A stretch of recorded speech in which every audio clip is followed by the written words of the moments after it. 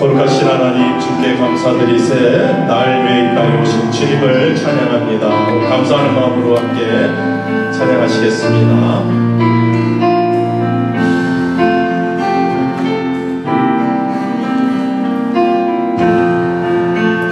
거룩하신 하나님, 거룩하신 하나님, 주께 감사드리. 날 위해 이 땅에 오신 독생자 예수, 나의 마음과 뜻만을 주를 사랑하는 날 위해 이 땅에 오신 독생자 예수,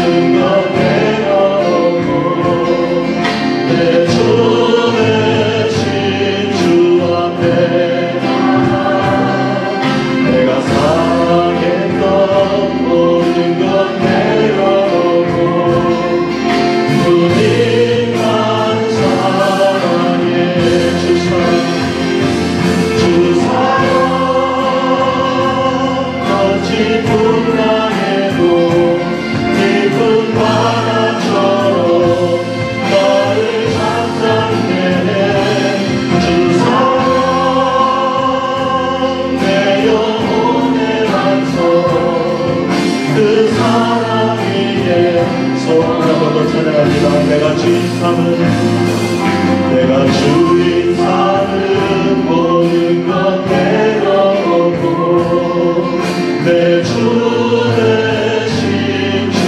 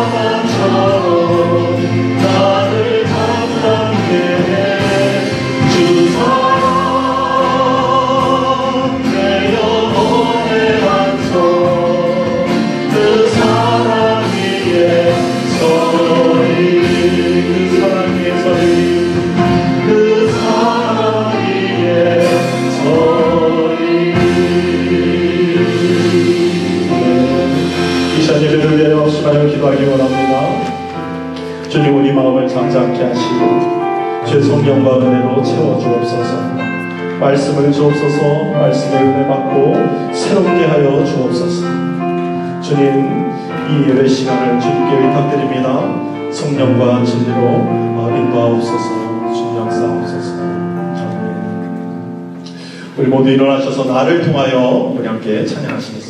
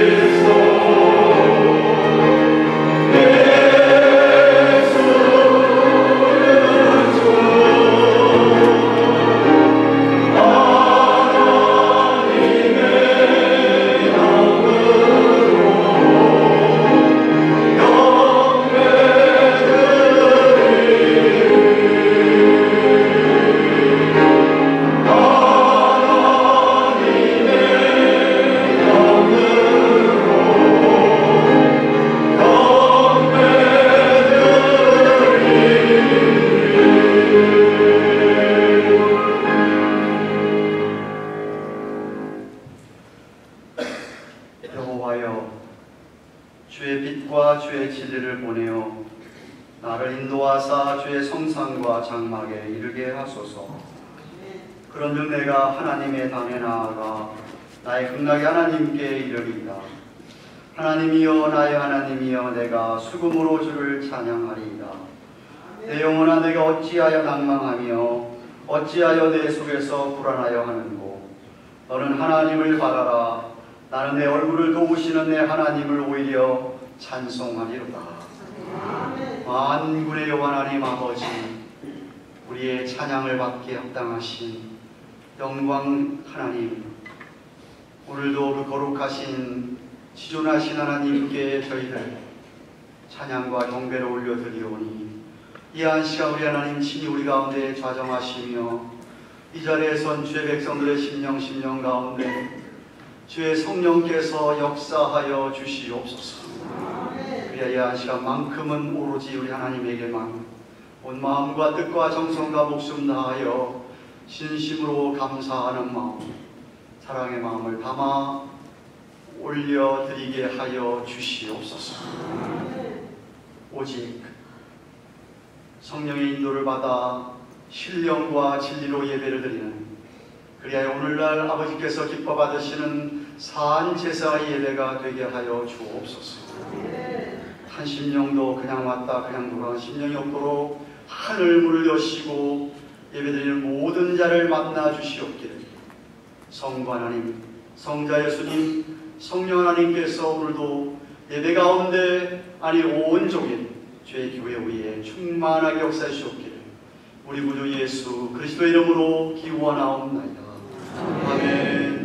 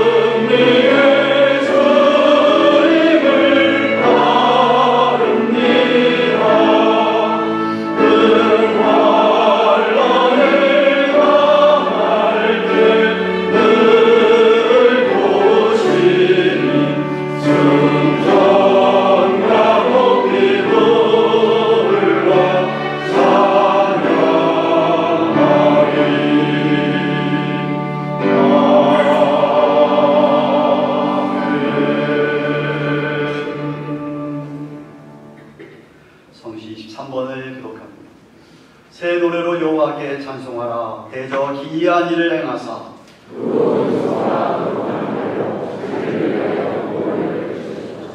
여호와께서 그 구원을 알게 하시며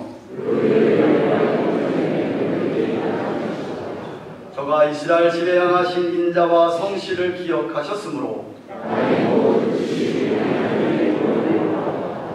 온 땅이여 여호와께 즐거이 소리할지어다. 수금으로 여호와를 찬양하라. 나팔과 후악으로 왕 여호와 앞에 즐거이 소리할지어다.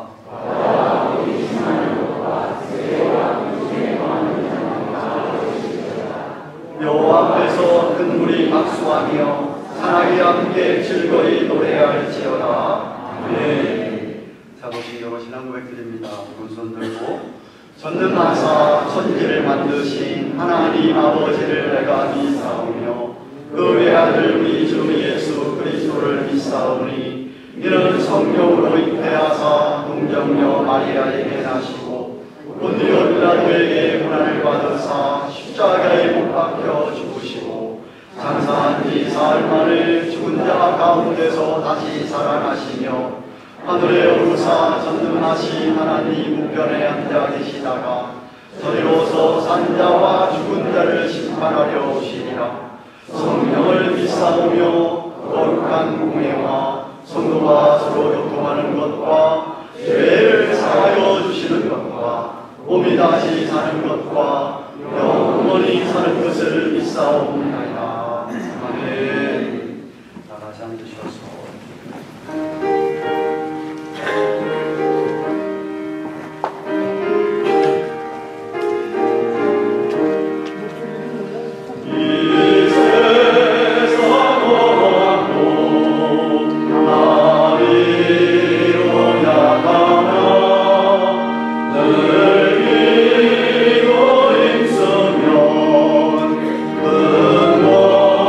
늘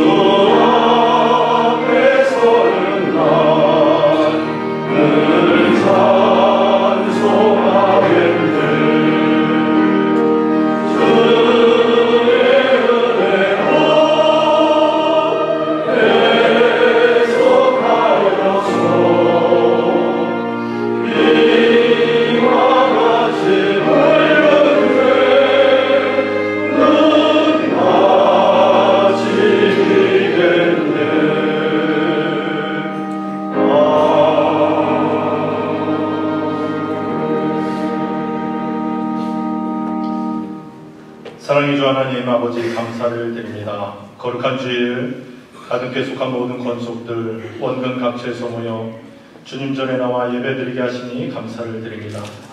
예배하는 이 한 시간 신령과 진정의 예배가 되게 하여 주옵소서.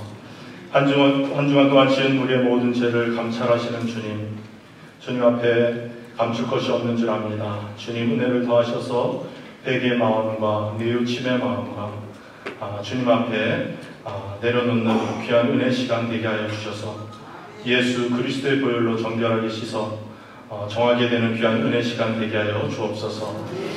주님, 저희 교회의 모든 여름 행사들을 은혜 중에 잘 마치게 하시니 감사를 드립니다.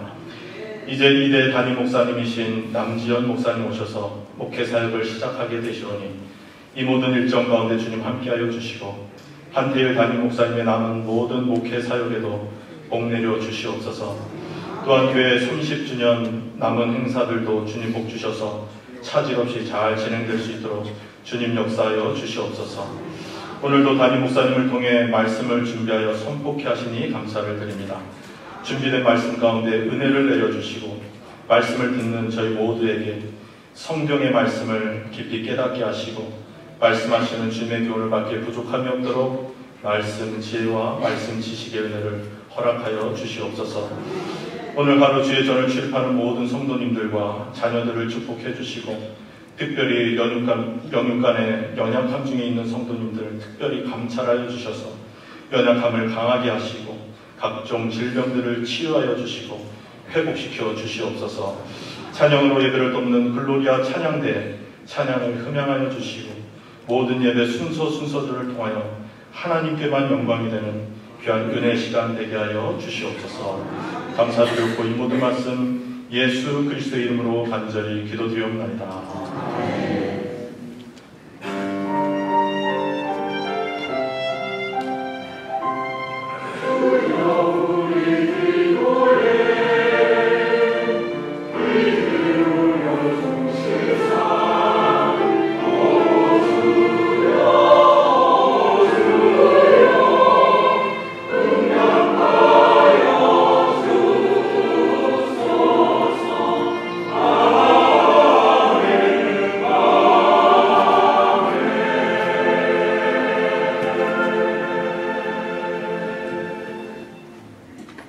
오늘은 지난주 이어서 6장 마가복음 6장 14절부터 29절까지의 말씀입니다.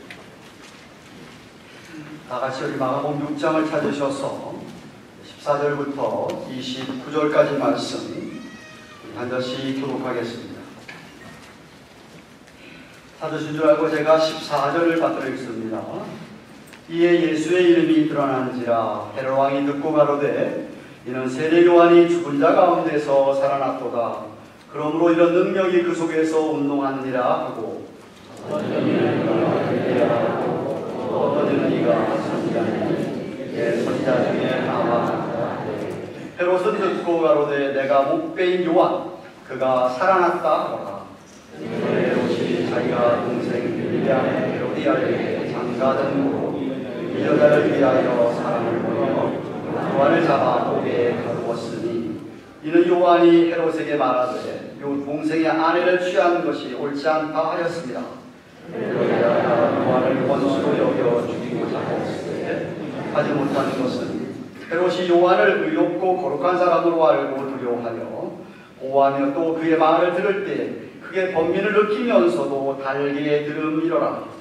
마치 위에 좋은 날이 왔으니 헤롯이 자기 생일에 예신들과 천부자들과 갈릴리의 유인들로 더불어 잔치할세. 헤로디아의 딸이 친히 들어와 춤을 추고 헤롯과 및 함께 앉는 자들을 기쁘게 한지라. 왕이 그 여아에게 이르되 무엇이든지 너 원하는 것을 내게 구하라. 내가 주리라 하고 또 맹세하되 무엇이든지 내가 내게 구하면 내 나라의 절반까지라도 주리라 하거늘 저가 나가서 그 어미에게 말하되 내가 무엇을 구하리이까? 그 어미가 가로되 세례 요한의 머리를 구하라 하니 저가 왕에게 급히 들어가 구하여 가로되 세례 요한의 머리를 수관에 담아 곧 내게 주기를 원하옵나이다. 왕이 심히 근심하나 자기의 맹세한 것과 그 앉은 자들을 인하여 저를 거절할 수 없는지라. 왕이 또 시리아 하나를 보내어 요한의 머리를 가져오라 명하니 그 사람이 나가 옥에서 요한을 복구하여 그 머리를 소반에 담아 그 여호와에게 주니 여호와가 이것을 그 어미에게 주니라. 요한의 제자들이 들어와서 시체를 가져다가 장사한다.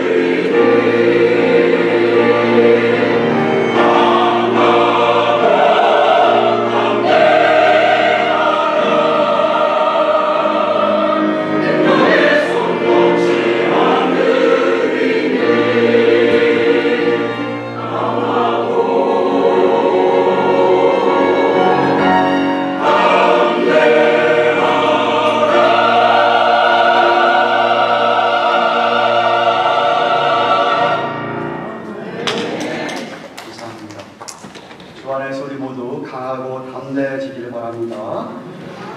우리 주위를 살펴보면 세상이 두렵고 세상 사람들이 두려워서 예수 그리스도를 믿지 못하는 사람들이 있습니다.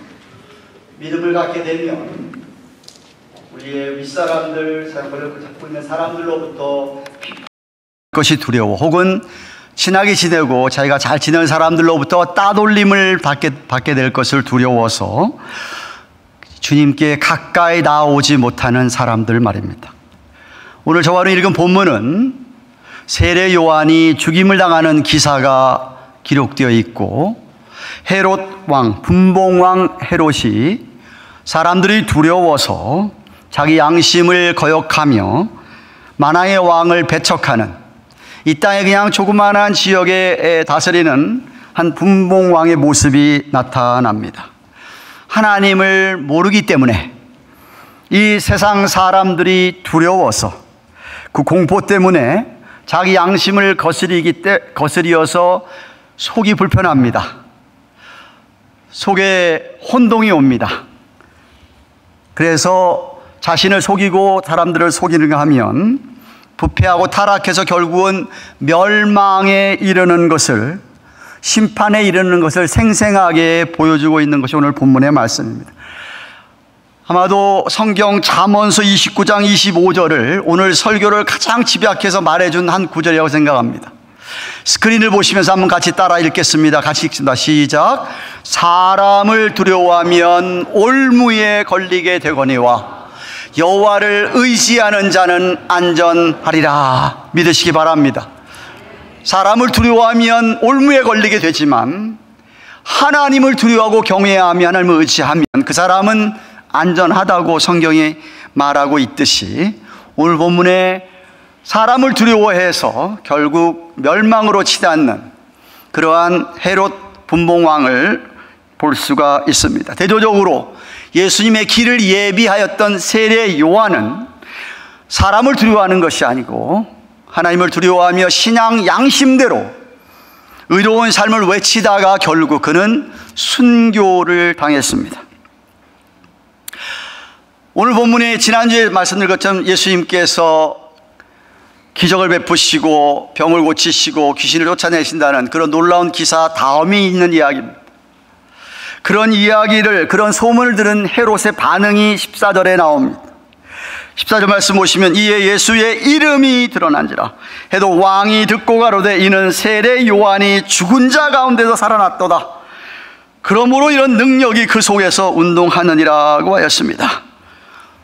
때는 아마도 예수님께서 세례를 받으시고 나서 공생에 약 1년 반 정도 시간이 지난 때였습니다. 이 분봉왕 헤롯은 갈릴리 지역을 다스리고 있었는데, 그렇기 때문에 갈릴리 지역 대부분의 유대인들로부터 환심을 사기 위하여 또 그들의 신앙, 믿는 신앙에 대해서도 관심이 있었던 것으로 여겨집니다. 제가 분봉왕이라고 하는 단어를 사용한 것은, 테트락이라는 뜻은 땅 4분의 1을 가리키는 말이 분봉이라는 말입니다. 테트락이라는 말이 그런 말인데, 테트라라고 하는 4분의 1, 아크라라고 하는 다스린다는 말입니다.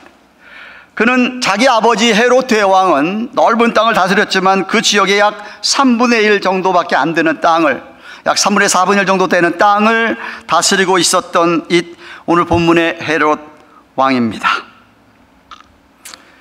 이 헤롯 왕의 가계도를 먼저 살펴볼까요? 그림을 올려주시면, 헤롯 대왕은 여러분이 잘 아는 예수님이 태어날 당시에 있었던 왕입니다. 팔레스타인 땅 전체를 다스리고 있었던 그 헤롯 대왕 1세는 헤롯 안티파터 2세라고 하는 사람의 아들이었는데, 물론 그 조상은 여러분 야곱과 에서를 아시지요? 그 에서의 후손입니다. 그래서 에돔의 지역에서 태어나고 거기서 자란 이두메인이라고도 성경에 나오는 그 사람이 바로 헤롯 대왕이라는 그 남자의 집안입니다. 그런데 저 도표에 보다시피 그에게는 10명이 넘는 부인이 있었습니다. 그리고 아내가 10명이 넘는데 그 중에서 오늘 본문에 나오는 헤롯 분봉왕은 저기 헤롯 안디바라고 나와 있는, 말다게라고 나와 있는 네 번째 아내의 자식입니다. 세 번째 아내가 미리암 2세라고 되어 있는데 그 아내에게서 낳은 아들이 헤롯 빌립이라고 우리말에 번역이 된 그 사람이고, 이 헤롯 빌립이 헤로디아라고 오늘 본문에 나오는 헤로디아와 결혼해서 낳은 딸이 맨 아래에 있는 살로메, 역사가 요세푸스도 그가 저때 당시의 역사를 기록하면서 살로메라고 밝히고 있는데 바로 그 딸입니다. 그러니까 오늘 본문에 나중에 이 살로메라는 딸이 생일잔치에서 춤을 추는 것이었어요. 헤롯 안디바가 바로 말다게의 둘째 아들로서 형인 헤롯 아칼레오도 있어요. 아켈레오도 팔레스타인 땅을 세 군데로 나누어서 다스리고 있었습니다. 바로 이 헤롯 안디바, 오늘 본문에 나오는 헤롯 안디바는 갈릴리아 베레아 지역을 다스리고 있었습니다. 지도를 올려주시죠. 이스라엘 팔레스타인 땅입니다. 저 초록색으로 표현되어진 저 위에 갈릴리와 베레아 지역의 분봉왕이 오늘 본문의 헤롯 안티파, 헤롯 왕이고요. 저 위에 노란색으로 그려진 곳이 헤롯 빌립이 다스리고 있었고, 저 핑크빛으로 나타난 지역이 헤롯 아켈라오, 그러니까 헤롯 안디바의 직접 형제가 되고, 헤롯 빌립은 배다른 형제, 이복 동생이 되었던 것이었어요. 세 사람이 저 팔레스타인 땅을 다스리고 있었습니다. 오늘 본문의 14절에 그래서 헤롯 이 왕이 예수님께서 행했다고 하는 이런 놀라운 기적과 그런 소문을 들었는데, 이미 헤롯 대왕은 죽은 지가 30년이 지났고 지금 헤롯 안디바가 이 갈릴리를 다스린 지가 32년 정도 되었을 때였습니다. 그때 헤롯 분봉왕이 갈릴리 남쪽에 있는 디베라 바닷가 앞에 왕궁이 있었는데 거기서 대부분의 시간을 지내다가 예수에 대한 소식을 접하게 된 것입니다. 아, 예수라는 사람이 귀신들을 막 쫓아내고 기적을 행하고 병을 막 고친다는다 하는 그런 이야기를 들은 것이죠.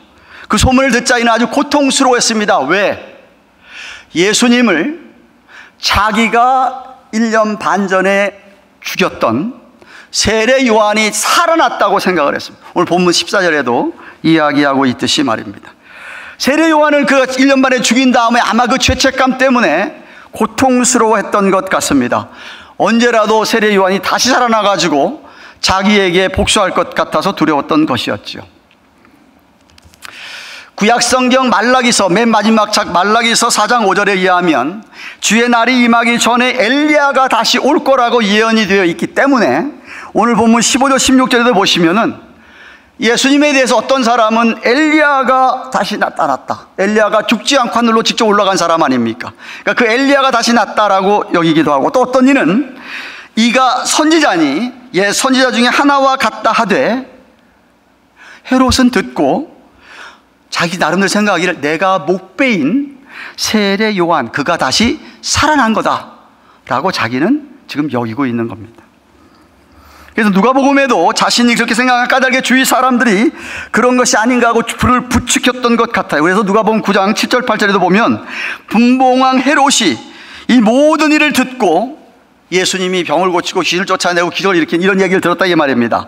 듣고 심히 당황하여 하니 이는 혹은 요한이 죽은 자 가운데 살아났다고도 하며, 그러니까 헤롯 이 안디바만 그렇게 생각한 게 아니라 어떤 사람들이 또 그렇게 얘기했다 이거죠.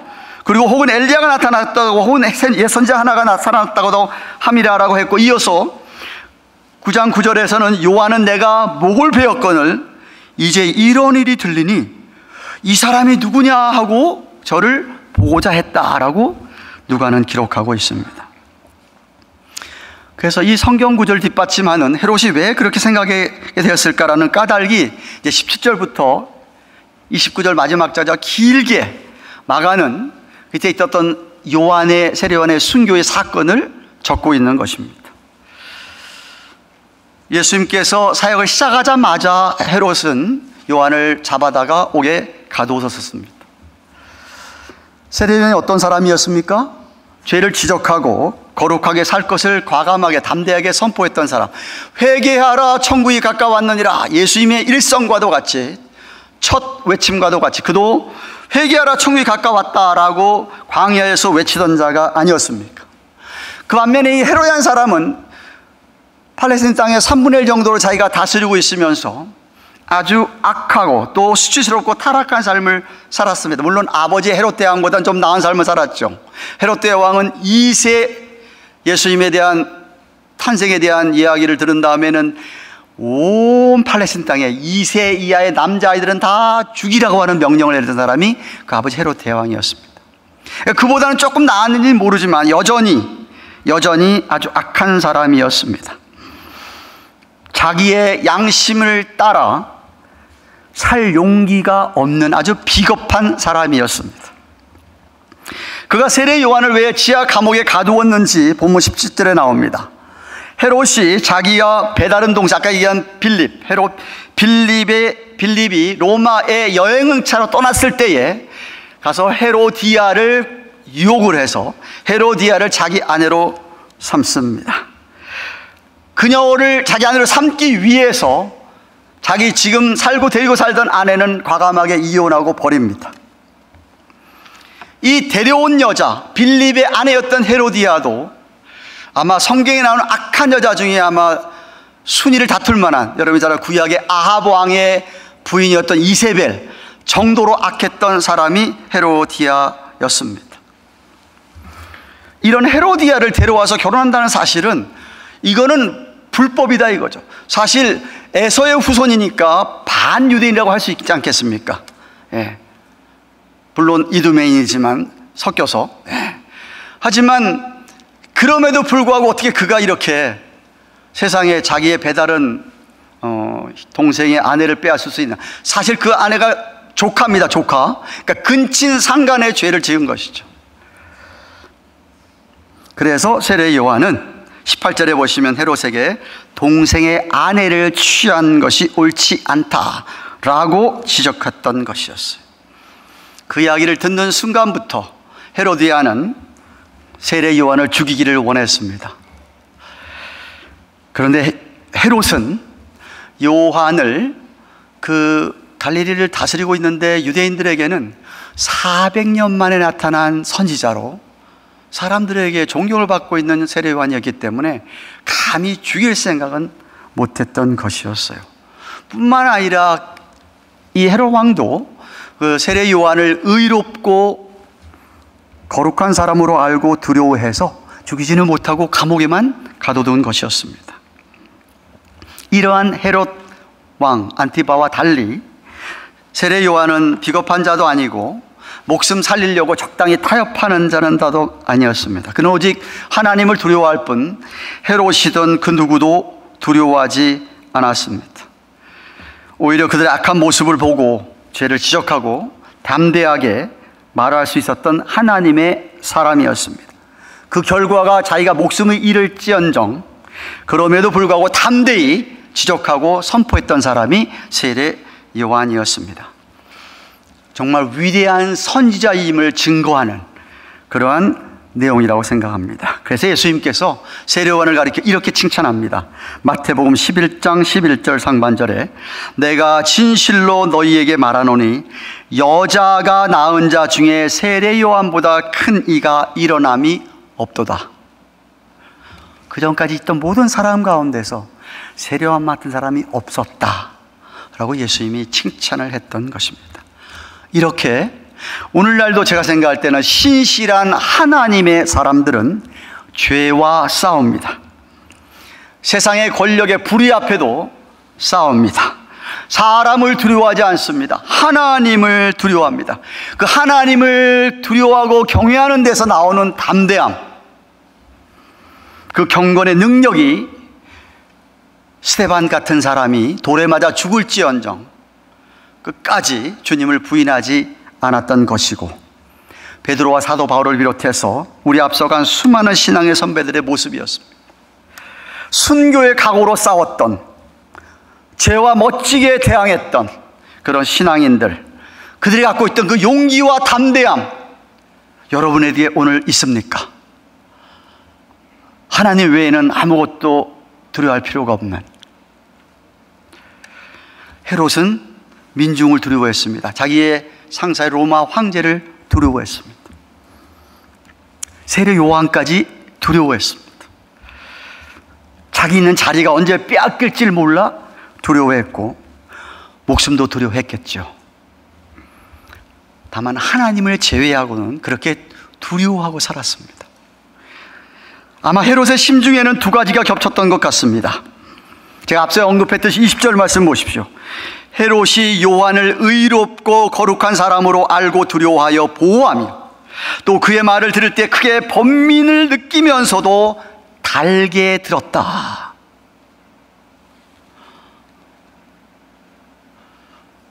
심판받을 사람인데 세례 요한의 설교를 달게 들었다.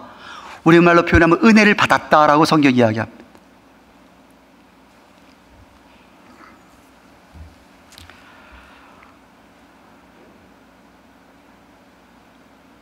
다시 말하면 이 헤롯 왕은 마음에 이런 마음이 있었기 때문에 세례 요한 죽이는 것을 그동안 머뭇거리고 있었던 것이었어요. 헤로디아는 전혀 달랐습니다.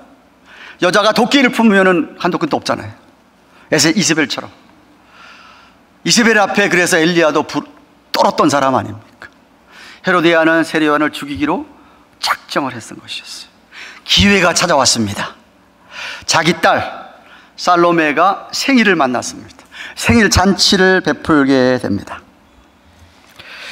여기 22절에 살로메를 가리켜서 여아라는 그런 단어를 사용했습니다. 코라시온이라는 단어를 사용했는데 이 단어는 그 당시에 결혼할 수 있는 정령기에 속하는 여자를 가리키는 말입니다. 오늘로 얘기하면 그때 당시 20대 초반, 10대 후반 아니면 조금 더 어린 그러한 여자였습니다.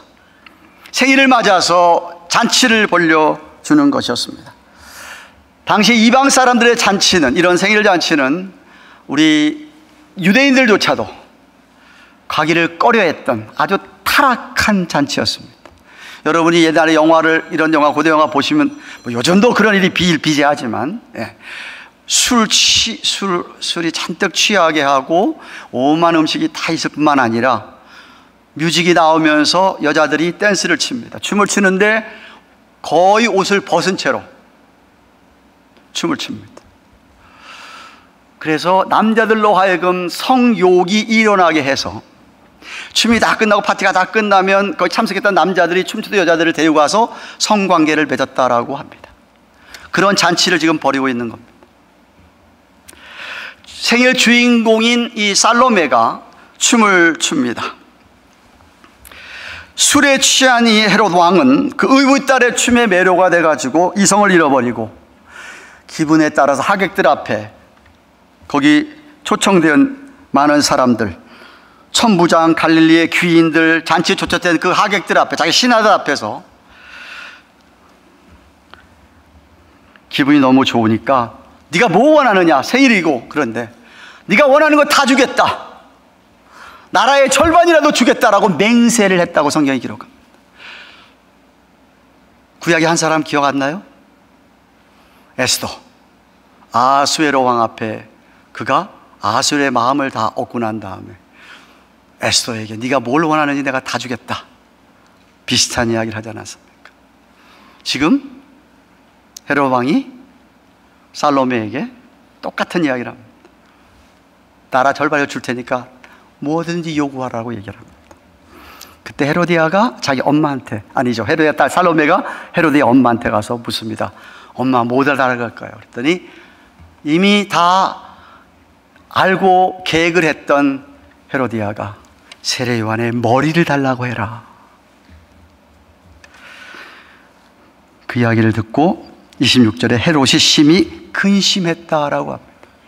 이 근심한 것은 회개로 인도하는 근심이 아니라 그냥 자기가 한 말 때문에 공궁에 처한 거예요. 그런 요구를 할 줄은 아마 꿈에도 생각을 못했을 것입니다. 분명히 옳지 않은 일인지 알면서도 헤롯 왕은 그 말 그대로 그 요청을 들어주는 것을 봅니다. 마치 예수님이 체포당해서 돌아가실 때에 유대 지도자들 앞에서 재판하던 빌라도 총독같이 예수님이 죄가 없는 거 분명히 알았음에도 불구하고 십자가에 못 박아 죽여라고 하는 군중들의 음성에 내어주었던 것처럼 헤롯 왕은 그 소원대로 이렇게 얘기합니다. 27절 28절에 왕이 곧 시병 하나를 보내어서 요한의 머리를 가져오라 하니 그 사람이 나가서 옥에서 요한을 목베어 그 머리를 소반에 담아다가 그 여아에게 주니 이것을 그 어미에게 주니라. 소름이 끼치는 장면 아닙니까? 쟁반에다가 세례요한의 머리통만 있습니다. 피가 줄줄 흐르겠지요. 그는 자신의 명성 때문에 자기 한 말이 있는데 사람들 앞에 그 자존심 때문에 그냥 그렇게 내버려 줍니다. 저는 얼마든지 그가 야 살로메야 내가 선물 준다고 그랬지 내가 그렇게 뭐 살인한다 그랬냐 막을 수도 있었습니다. 그러나 그는 세례요한의 목을 가져다가 줬습니다. 우리가 다시 한번 생각해야 할 부분이 무엇입니까? 헤롯은 분명히 세례요한이 어떤 사람인지를 알고 있었습니다. 그는 의롭고 거룩한 사람이고 그가 선포한 설교들 들을 때 자기의 마음도 감동을 받아서 달았다고까지 표현했던 죽여서는 안 될 사람인 것을 알았어요.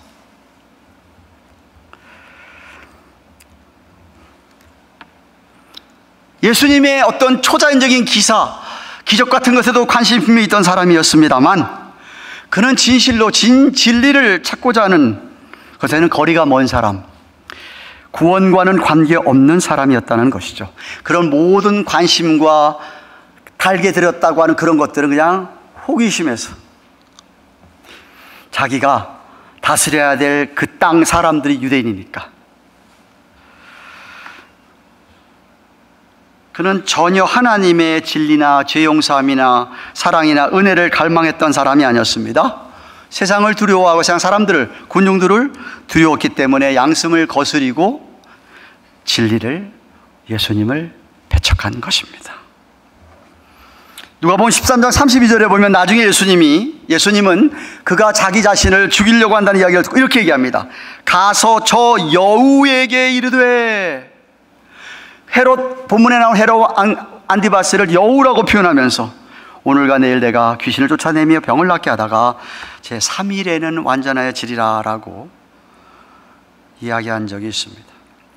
뿐만 아니라 누가복음 23장 8절 12절 보면 예수님이 죽음의 날이 가까웠을 때에 산헤드린 공회 앞에서의 빌라도 앞에 재판을 받으신 후에 그건 다시 헤롯 왕 앞에 보내져서 또 신문을 받게 되었습니다.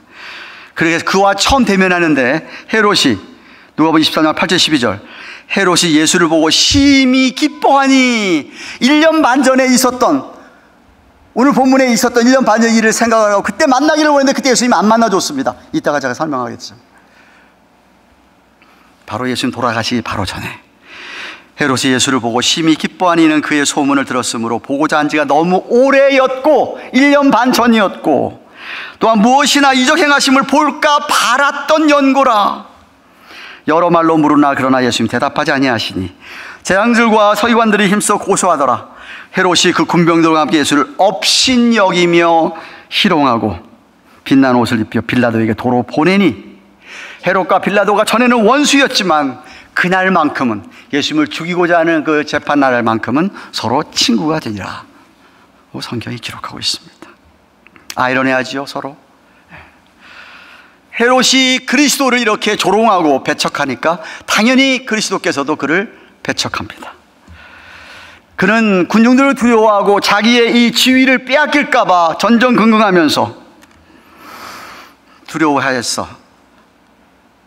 양심을 거스리고 세례요한의 목까지 치고 예수님까지 조롱했지. 그 결과 그는 멸망, 심판에 이른 것이죠. 하나님을 두려워했다라면, 사람을 두려워하지 아니하고 하나님을 두려워했다라면 구원에 이르렀을 텐데 말입니다. 그래서 본문 마지막 29절 보시면 마가도 그렇게 얘기하지만 마태복음 14장 14절에 보시면은 요한의 제자들이 세례 요한이 죽은 다음에 시신을 가져다가 장사를 지낸 다음에 고하니까 예수님께서 들으시고 배를 타고 떠나사 따로 빈들에 가시니 무리가 듣고 여러 골로부터 걸어서 쫓아간지라. 아직은 그때가 아니기 때문에 헤롯을 만나주지를 않았던 것이었습니다. 사랑하는 가든교회 교회로 말씀을 맺습니다. 자, 헤롯 왕과 세례 요한을 좀 비교해 보십시오. 자, 이때까지 설교한 내용입니다. 헤롯은 악하고 아주 비겁한 사람이었습니다. 세례 요한이 의로운 사람, 거룩한 사람, 분명히 타고난 사람인 걸 알았어도 그는 사람, 군중들을 두려워했습니다. 그 결과 그는 자기 양심을 거역하고 엄청난 죄를 짓게 되었습니다. 그리고 복음을, 사랑과 진리를까지 거부했습니다. 세례 요한은 어떤 사람이었습니까?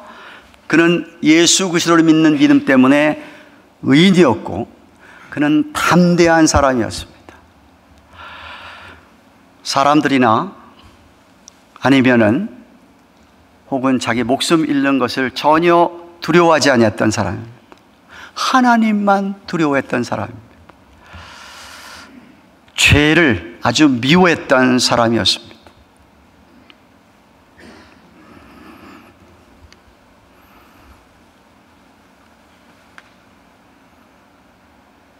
하나님 외에는 그 어느 것도 두려워하지 않았던 세례 요한. 그는 예수님 때문에 첫 순교자가 됐습니다.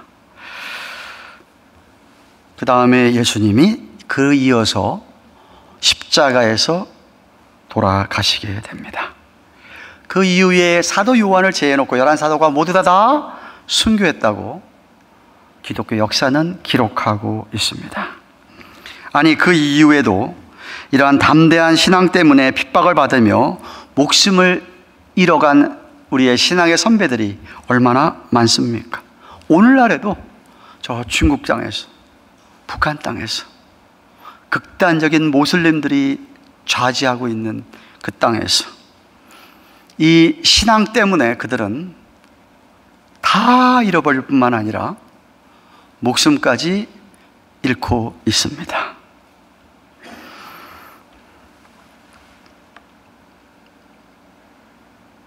비록 자유를 잃어버린다 하더라도, 제가 언젠가 얘기했나요? 중국 선교사님께서 압록강 강변에서 사역하시다가 강을 넘어온, 먹을 것이 없어가지고 강을 넘어온 할아버지 한 분, 나이가 79세, 한 분에게 자기가 어떻게든지 한국으로 데려갈 수 있도록 할 테니까 기도해 보시고, 아니, 저를 도움을 받아서 한국으로 돌아가서 이 고생하지 맙시다 라고 할아버지한테 얘기했더니 할아버지가 잠깐만요 선교사님, 기도해 보겠습니다. 한 10여 분 기도하더니 하는 말이, 자기가 자유가 뭔지를 압니다. 그런데 하나님께서 왜 자기를 그 북한 땅에 아직도 두고 있는지 하나님의 뜻이 있을 것입니다 라고 탈북을 거절했다고 합니다. 그 후로 몇 년 지난 다음에 선교사님이 다시 그곳에 가서 그 노인을 찾았다고 합니다. 그 노인을 아는 사람들에게 수소문을 했더니 바로 몇 년 전에 수용소에 끌려가서 할아버지를 비롯해서 같이 있던 사람들 다 죽임을 당했다고 하는 소식을 들었다고 합니다.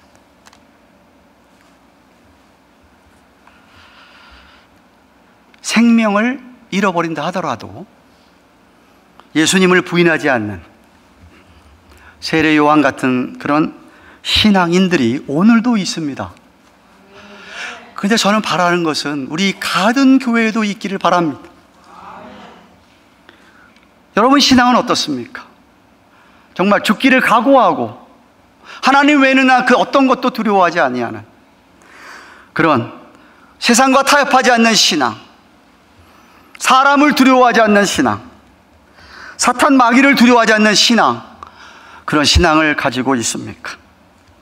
오늘 본문은 죄가 얼마나 무서운가를 우리에게 적나라하게 보여주고 있습니다. 헤롯 왕을 보면, 아니 헤로디아 여자를 보면 살로메도 말할 것 없이 우리는 정말 죄를 미워하며 피 흘리기까지 죄와 싸우는 그런 신앙을 소유하고 있습니까? 히브리서 기자는 히브리서 14장 4절 이렇게 얘기합니다. 너희가 죄와 싸우되 아직 피 흘리기까지는 대항치 아니하고. 그 성경 구절을 올려주세요. 초대교회 성도들에게 하는 말입니다. 죄와 싸워라. 언제까지? 피 흘리기까지 싸워라. 죽더라도 죄를 짓지 말아라 라고 하는 권면이에요. 성령님이 내주하시면서 들려주시는 음성, 하나님의 말씀에 순종하라는 음성, 두려워하지 말아라, 담대하라고 하는 그 음성, 여러분 안에 성령님이 계시다면 성령님이 들려주시는 신앙 양심의 그 소리, 그 음성, 그 음성에 귀 기울이시는 여러분들이 되기를 주님의 이름으로 축원합니다. 성경 한 구절 읽고 설교 마칩니다. 디모데후서 1장 7절 말씀입니다. 같이 스크린 보면서 읽겠습니다. 시작. 하나님이 우리에게 주신 것은 두려워하는 마음이 아니요 오직 능력과 사랑과 근신하는 마음이니. 할렐루야. 확실히 믿으시기를 바랍니다. 두려워하는 마음 하나님 우리에게 주시는 것 아닙니다. 능력, 사랑, 근신하는 마음입니다. 그 마음 가지고 남은 여생 담대하게 죽기를 마다하지 않는 신앙 생활하시기를 간절히 바랍니다. 기도하십시다. 사랑하는 하나님 아버지, 감사합니다. 오늘은 헤롯 분봉왕 헤롯에 대한 이야기를 살펴보았습니다. 그와 너무나도 대조적이 되는 세례 요한도 우리가 너무나도 잘 알지만, 하나님, 우리는 혹시라도 헤롯 왕처럼 세상을 두려워하거나 사람들을 두려워하거나 우리의 윗사람들이 두려워서 우리의 믿음을 제대로 지키지 못하고 예수님을 믿고 사는 것을 오히려 부끄럽게 여기는 그런 우리의 모습은 없는지요? 세례 요한처럼, 아니 우리의 신앙의 선조들과 선배들처럼 결코 사람들을 두려워하지 아니하고 오히려 하나님을 두려워하고 하나님이 나를 어떻게 보실까 하신 것을 마음에 새기면서, 하나님 우리에게 주신 것이 두려워한 마음이 아니라고 했는데 정말 능력과 사랑과 근신하는 마음으로 성령의 인도함을 받아 살아가도록 축복하여 주시옵소서. 예수님의 이름으로 기도합니다. 아멘. 시간 생각하며 231장 찬송합니다.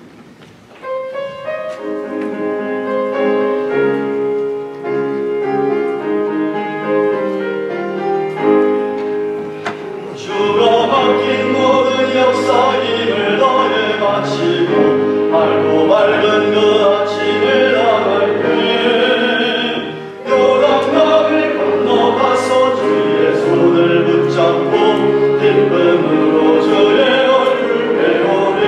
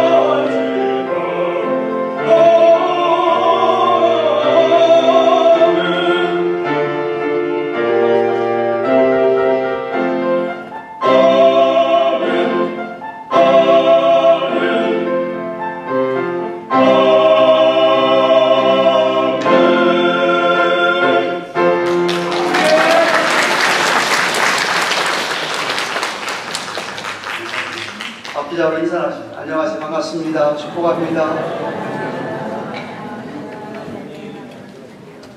우리 예배 참석한 모든 분들에게 하나님의 감사를 축복합니다. 오늘 귀한 분이 오랜만에 예배를 드리십니다. 멜랜드 주지사였던 레이 호겐의 부인 되시는 유호겐 여사가 제가 첫 예배 오랜만에 같이 왔습니다. 한번 일어나시겠습니다. 박수 하나 하겠습니다.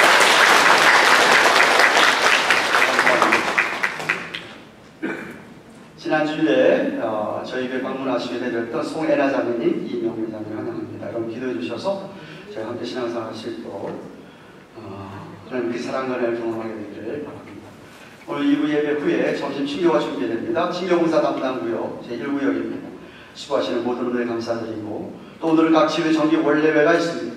속하신 지혜 모임에 참석하시고 돌아가시기를 바랍니다. 오늘 수요예배는 두보라 전도의 허신 예배를 드립니다. 전도위원들은 잘 준비하시고 시간 되시는 분들을 함께 하셔서 격려하시고 말씀에 은혜 받으시기 바랍니다. 오늘 화요일에 제 후임 목사인 남재현 목사님 가족이 선교반에 도착할 예정입니다.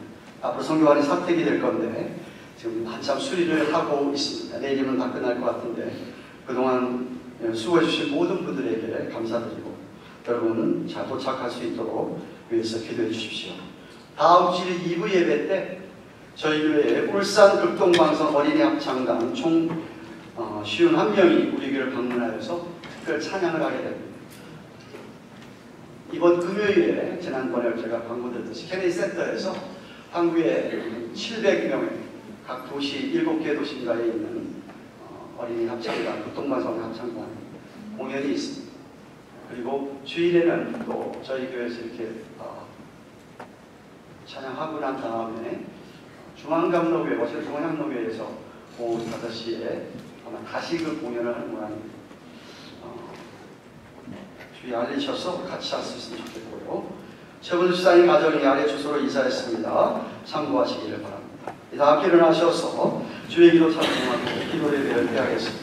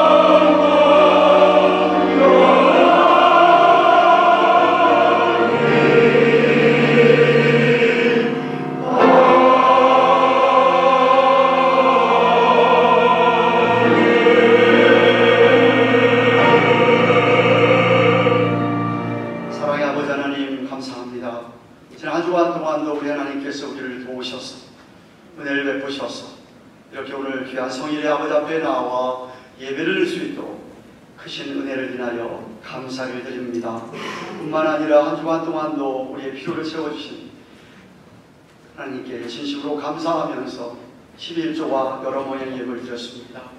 온전한 예물들 되게 하시고 예물들 주님께서 축복해 주셔서 이 예물이 쓰여지는 곳마다 복음의 능력이 나타나게 도와주시고 양심에 찔리는 심령들이 회개하기로 주님 앞에 돌아오는 놀라운 역사가 있게 하여 주시옵소서.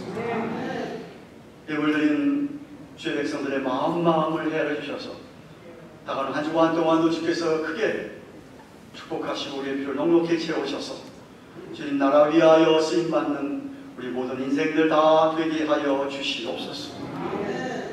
이제는 우리의 구주가 되시며 주가 되신 예수 그리스도의 그 크신 은혜와 하나밖에 없는 아들을 우리 위하여 내어주기까지 하신 하나님 아버지의 그 영원하고도 극진하신 사랑과 성령님의 감화감동하심 교통하심 함께하시며 위로하시는 은혜가 세상을 두려워하지 아니하고 사람을 두려워하지 아니 오직 우리 하나님만 두려워하고 하나님을 경외하며 죽기를 각오하고 철저하게 신앙생활을 하기를 소원하며 주의 백성들의 머리 위에 생업 위에 허락하신 저들의 자녀들 위에 세워주신 주님의 교회와 온 세계 만방에 구하시는 선교사님들의 사역 위에 이제로부터 영원토록 함께 계실지어다. 아멘.